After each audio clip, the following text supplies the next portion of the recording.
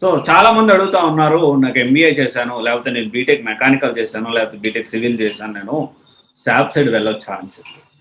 నేను చాలాసార్లు చెప్తా ఉంటాను, శాప్ అంతగా బాగుండదు. అంటే నేను పర్సనల్గా ఎవరన్నా అడిగితే నన్ను ఈ విషయం చెప్తా ఉంటాను.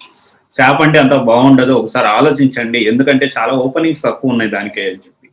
కానీ స్టిల్ చాలా మంది ఏంటి అంటే శాప్ ఫికో గురించి ఎలా ఉంటుంది కోర్సు, జాయిన్ అవ్వచ్చా లేదా అని చెప్పి చాలా క్వశ్చన్స్ అడుగుతారు. ఒక మేజర్ ప్రాబ్లం ఏంటి అంటే శాప్లో 25 మాడ్యూల్స్ ఉన్నాయి, అంటే 25 మాడ్యూల్స్ ఉన్నాయి.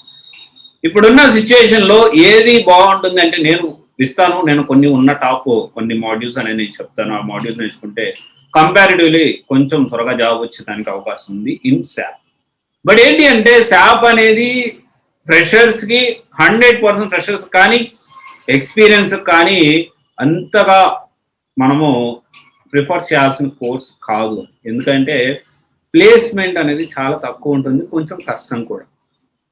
అందుకని one of the main reason ఏంటి శాప్ పెట్టకపోవడానికి. నేను చాలా మంది శాప్ కోర్స్ గురించి అడిగారు, మనం శాప్ రిఫర్ చేయకపోవడానికి కారణం కూడా అది. ఎందుకంటే నా సైడ్ నుంచి తెలిసి వాళ్ళని ఎందుకు అటు పంపించాలి అని. స్టిల్ శాప్ గురించి కొంతమంది స్టూడెంట్స్ ఇంట్రెస్టెడ్గా ఉన్నారు, వాళ్ళ గురించి కొన్ని టాప్ వాటిని నేను చెప్తాను.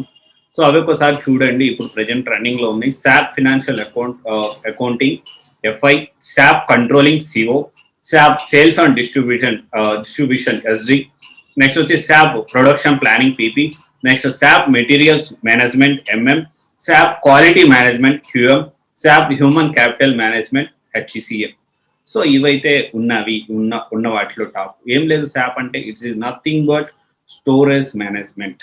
మన స్టోరేజ్లో అంటే ఇప్పుడు మన ఏదైనా గూడ్స్ కానీ లేకపోతే ఇంకోటి బేసిక్ ఎగ్జాంపుల్ తీసుకొని చెప్తున్నాను. Same process it will apply to each and everything. అసలు యాక్చువల్ షాప్ స్టార్ట్ అయింది ఆ విధంగా స్టార్ట్ అయింది.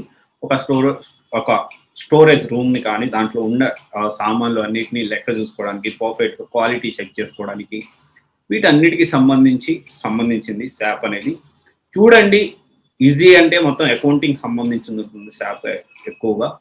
బట్ ఆలోచించి, ఎందుకంటే కొంచెం ఆపర్చునిటీస్ అయితే ఒకవేళ అకౌంటింగ్ వెళ్ళాలంటే బెటర్ ఆపర్చునిటీ అయితే 100% యూఎస్ సిపిఏ. అది కంప్లీట్గా యుఎస్ బాడీకి సంబంధించింది. సో యుఎస్ చార్టర్డ్ అకౌంట్ మన ఇండియాలో సిఏ అలాగో యుఎస్లో అలాగా, మరి యుఎస్ సిపిఏ అంటే మనం యుఎస్ వెళ్ళాలంటే అట్లేం లేదు, ఇక్కడే మనం పని చేయొచ్చు. ఎగ్జామ్ కూడా ఇంతకుముందు యుఎస్ కానీ దుబాయ్ కానీ ఉండింది, అది కూడా ఇక్కడే చేస్తున్నారు. దీనికి ఎవరు ఎలిజిబిలిటీ అంటే బీకామ్ ఎంకామ్ వాళ్ళు కూడా ఎలిజిబిలిటీ ఉంది దీనికి, ఎంబీఏ వాళ్ళు కూడా, BCom with MBA accounting background ఉన్న వాళ్ళకైతే ఒకవేళ శాప్ కంటే కూడా ఇది ఒక బెటర్ ఆపర్చునిటీ. దీని కాకపోతే యుఎస్ సిఎంఏ కూడా బాగానే ఉంది.